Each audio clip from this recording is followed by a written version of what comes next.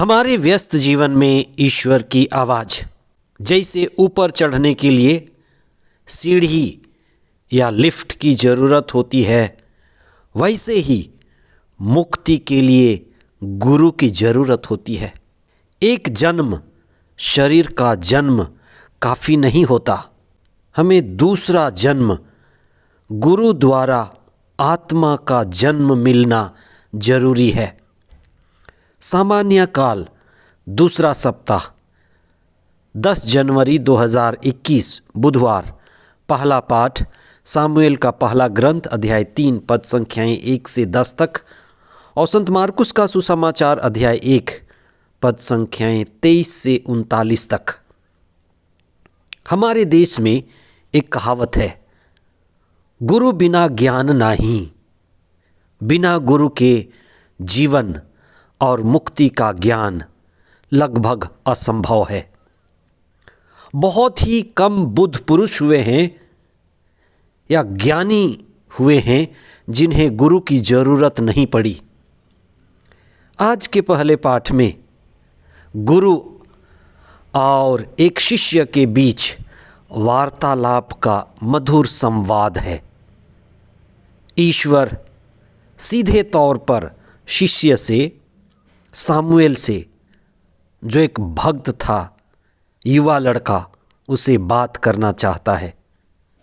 लेकिन सामुएल, ये शिष्य, अभी समझदार नहीं हुआ था। उसे अपने गुरु एली की सहायता की ज़रूरत पड़ी। वह बार बार अपने गुरु के पास गया और ये पता करने की कोशिश की कि उसे कुछ विशेष आवाज़ सुनाई दे रही है। गुरु आखिर कौन होता है?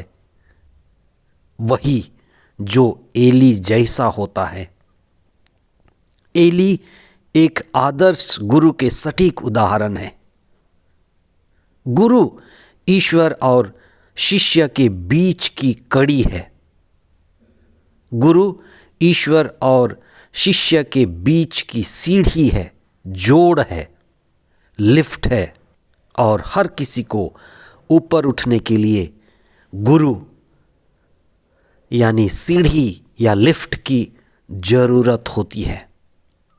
गुरु एक साधन है, गुरु एक माध्यम है। गुरु हमारे लिए और सभी के लिए शक्तिशाली माध्यम है। गुरु अंधेरे में प्रकाश है। गुरु अज्ञानता के बीच ज्ञान का माध्यम बनता है। बंधन में मुक्ति का स्रोत बनता है।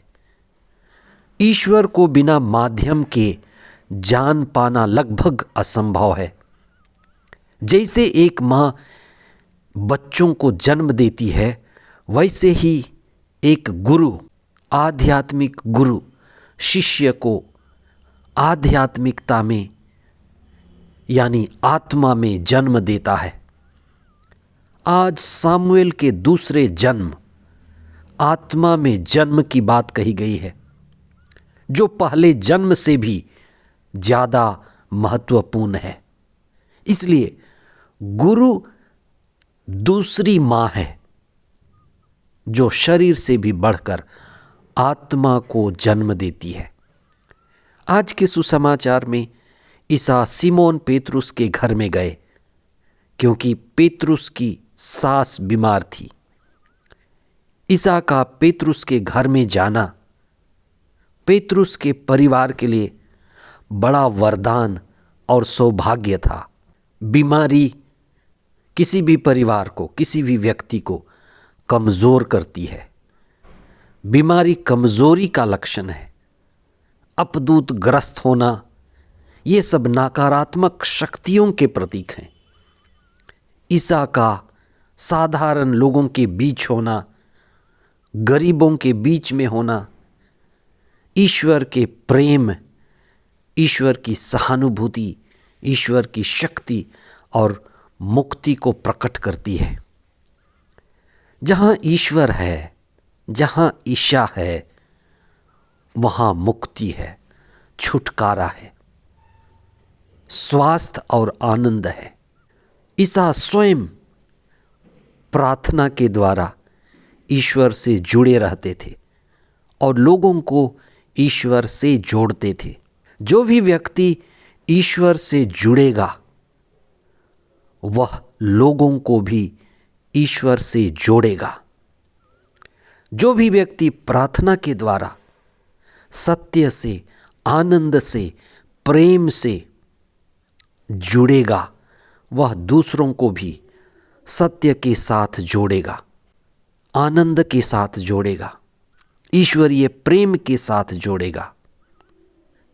हम यही प्रार्थना करें कि हमें अच्छे सद्गुरु मिले और हम आत्मिक जन्म पा सकें।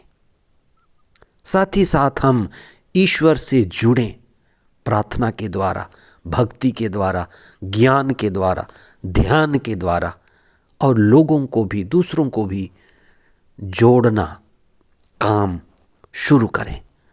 मुक्ति का अनुभव ही दूसरों के लिए भी मुक्ति का अनुभव बने। आमीन।